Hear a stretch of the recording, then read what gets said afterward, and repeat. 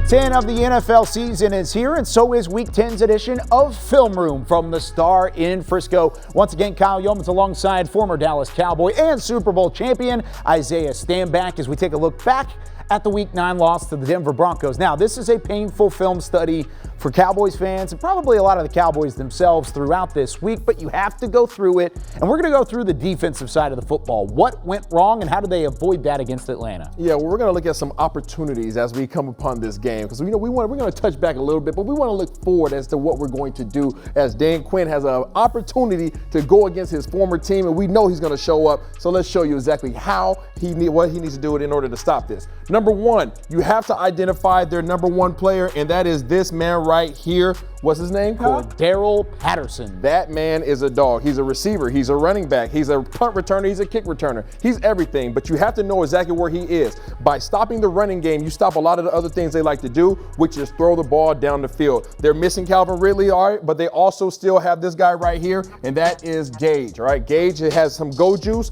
and who is throwing him the ball? Mr. Matty Ice, okay? So what these guys like to do is they like to do a full 8-man protection up front. You're going to see them here. They're going to spin everybody up here to block and ensure that Matt Ryan has the time. Pause it right there. You see right here, one thing that you can't allow to happen is for your safeties to have their eyes in the backfield. You also can't have your cornerbacks with their eyes in the backfield. You guys see these guys right here, even the Howard right here, one of the best safeties in the game. He's doing a great job, but his eyes are in the backfield, which allows this 8-man protection to take care of things up front. And what does Matty Ice do? He sends this thing over the top, and they have a nice, easy touchdown to Gage. We can't get nosy in the backfield. Take care of responsibilities. Take care of 84 at the backfield, and we won't have to worry about these things down the field. And big plays have been a real bugaboo for the Cowboys defense this season. They can't afford to do that because Russell Gage, even without Calvin Ridley, can find his way back behind the defense, as you saw there. And one way to avoid the big play is to get pressure on Matt Ryan. Absolutely. Matt Ryan, okay, he's getting up there in age, and when you get up there in age, you don't like to move around, okay? So we want to make sure that he moves his feet like Happy Feet, okay? You guys seen the movie.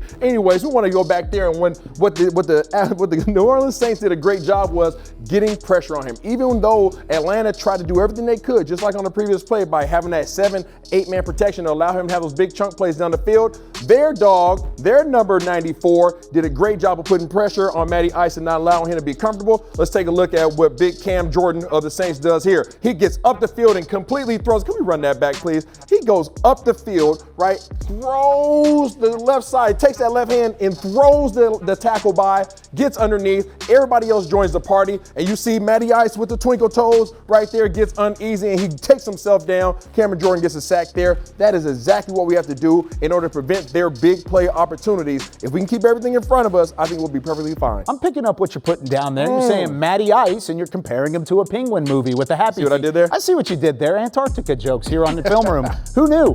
How about the Cowboys, though? They were able to get a little bit of pressure last week early against Teddy Bridgewater. That didn't necessarily continue into the latter parts of the game. Yeah, it did not, but we started off really well. This is our first snap last week against the Broncos before they figured out exactly what we were doing. We're not going to allow it to happen this week, but I want you guys to see how many guys tend to join this party. We got 1, 2, 3, 4, 5, 6 guys up here that want to have a party in the backfield at the quarterback, and we do a great job right here. If we can roll the play of getting pressure, push, pause it right there. Look at the leverage everybody has. He has leverage on the outside right here. He has a big Osa is getting up underneath the pads right there. Okay, we're getting right here in the center. We have our 9-4 right here, and then look at our number 11, Michael Parsons doing a great job of forming a pocket, not allowing him to get out the pocket. And again, what is this? This is coverage. Boom, look at Vander Esch right here, doing a great job of locking up on the tight end. We have other guys that are taking care of the responsibilities. This is what we call a coverage sack. We need to get home, just like we saw in the last play with Big Jordan. We need our 9-4 and the rest of his boys to get home too, and that's how we're going to defeat these doggone dirty birds. The way that pocket really collapsed in on Teddy Bridgewater is something that the Cowboys can look at and say, hey, we did that right last week. Now let's continue that throughout the 4 quarters of this one. Week 10, it's the Cowboys and the Falcons. They kick off at noon Central Time on Fox. For Isaiah Stanback, I'm Kyle Youmans. Thanks for joining us here on Film Room.